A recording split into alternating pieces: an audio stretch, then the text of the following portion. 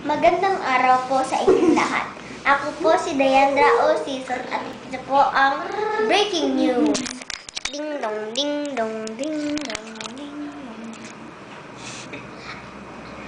Ako po si Chanel. At magandang araw po sa inyong lahat. Ito po ang Breaking News. Sa isang school kung saan ay kung tawagin ay a school name at or ASN. Nagkaroon ng contest or competition, 5 estudyante ang lumaban galing sa iba't ibang bansa ng Amerika, Pilipinas, Australia, Dubai at Europe. Hindi ako makapaniwala na nanalo ang Pilipino. The world's history pa naman ang mga tanong.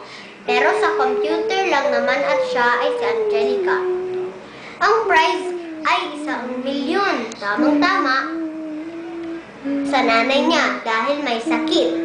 Tawagan natin siya. Click na naman. Click.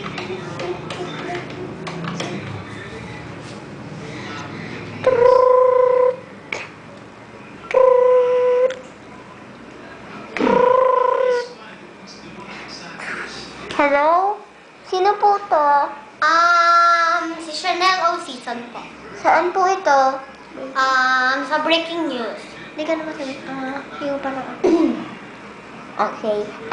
Ikaw po pala yung kasama ni Diandra sa Breaking News.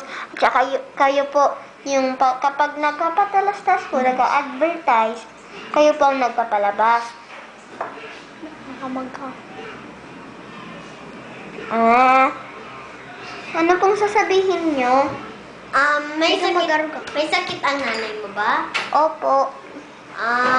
Sige. Ang galing mong bata ka, nanalo ka.